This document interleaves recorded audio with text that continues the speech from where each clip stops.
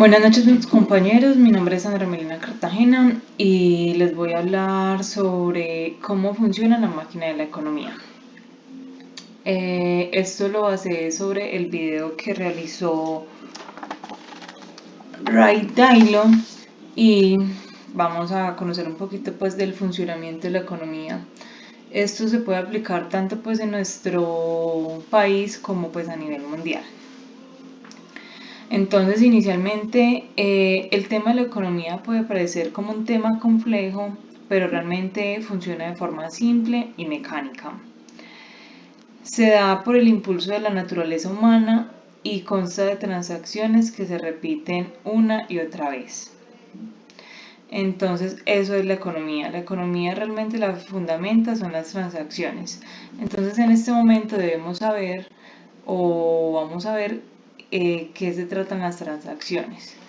Las transacciones son todo ese intercambio como de acciones que realizamos día a día. Es ese intercambio de dinero o ese intercambio de crédito que hacemos, pero para que nos den un servicio o un activo o cualquier necesidad que podamos suplir. Un ejemplo muy básico sería pues como necesitamos ir a cierto punto de la ciudad y para llegar a ese punto, ¿qué debemos hacer? Pagar un medio de transporte. Nosotros le damos el dinero y ellos nos ofrecen el servicio del transporte hasta cierto lugar.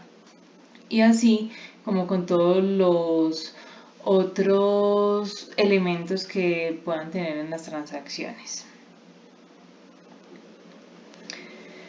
Realmente todos de alguna u otra manera participamos en estas transacciones, pero hay unos entes que se puede decir que son principales o que trabajan de mayor manera en este tema. ¿Quiénes serían esos entes? El gobierno, que es el mayor comprador y vendedor, y tenemos al Banco Central, que no diciendo lo que es un gran comprador o vendedor, pero sí que hace un papel muy importante porque es el que se encarga de entregar ese flujo de crédito. Entonces ahora vamos a pasar a conocer qué es ese crédito. El crédito forma un papel muy importante en la economía y tiene una característica muy particular que lo hace un tanto peligroso y el que le da pues como ese tema de fluctuación a nuestra curva de la economía. Entonces, ¿qué pasa con el crédito? Que el crédito es demasiado volátil. Porque si nos retomamos pues como a esas clases de economía básica donde nos mostraba pues cómo funcionaba la economía, realmente no es una recta para nada, es antes una curva que tiene picos o no se ven como picos, sino que se ven unas curvas que aumentan pero que también disminuyen, eso dependiendo pues en el momento en el que estemos desarrollándose. El crédito, pues aparte de que es muy volátil, es súper importante su actuar porque con este podemos o esa curva puede crecer o puede disminuir. ¿Y qué pasa con el crédito? Que el crédito es el que nos permite obtener ese cierto tipo de servicios o de activos que en algún momento no tenemos esa capacidad para solventarlos. Un ejemplo muy claro, queremos obtener una casa, un apartamento. En este momento están a 180, 200 millones. El común de la gente pues no tiene este dinero. ¿Qué le toca hacer para obtener ese tipo de bienes que no tienen la posibilidad? Entonces se van al tema del crédito. Otra cosa que debemos entender pues como de la economía, que lo que decíamos es que no es una curva completamente recta, sino por el contrario. Está compuesta de picos y picos que tanto aumentan como disminuyen.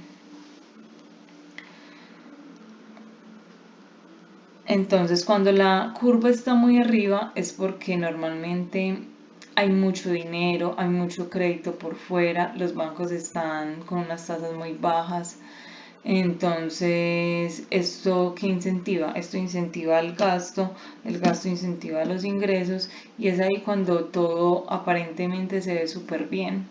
cuando todo se está moviendo de buena forma, pero este tipo de cosas genera unas ciertas inconvenientes como es la inflación. ¿Por qué? Porque la economía está creciendo mucho, pero la productividad no.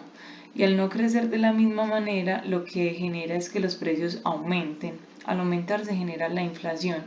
Entonces estos son unos tipos de cosas que el gobierno tiene que entrar a organizar y lo hace también de acuerdo con el Banco Central. Entonces, ¿qué empiezan a hacer? Empiezan a subir de manera las tasas de interés para que la gente no pueda acceder a este tipo de créditos tan fácil y de alguna manera la economía se pueda ralentizar para generar una deflación que lo que busca es volver a bajar los precios y como volver a estabilizar y a organizar los precios de las personas y que el costo de vida no sea tan caro.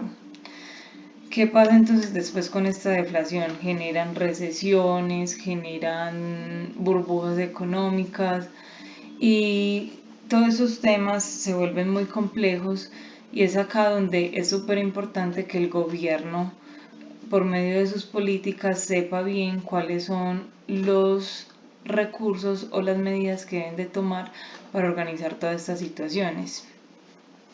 De las medidas que se ha visto que se han tomado pues a lo largo del tiempo, inicialmente recortar gastos, después reducir la deuda, después de redistribuir la deuda y imprimir dinero.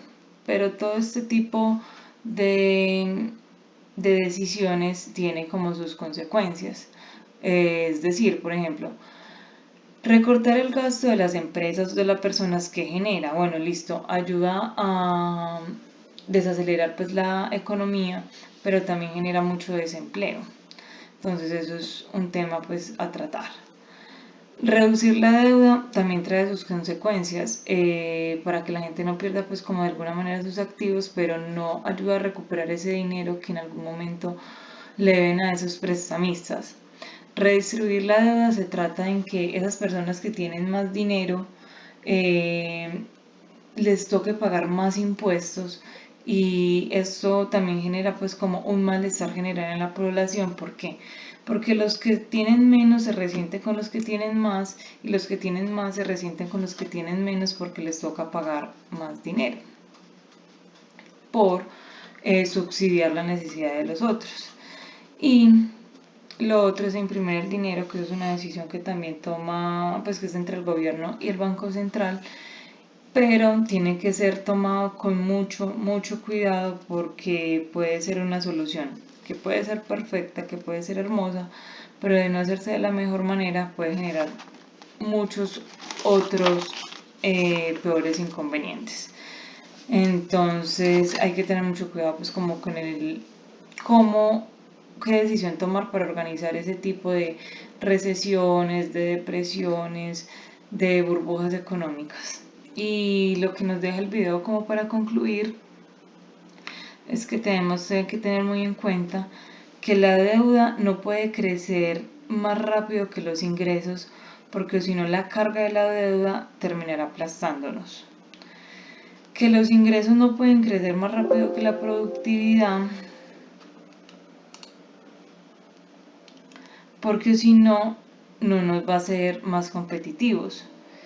Y tenemos que hacer todo lo posible para aumentar la productividad porque a largo plazo esto es lo que realmente importa.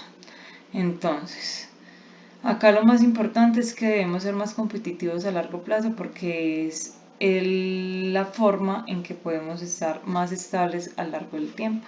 Muchas gracias.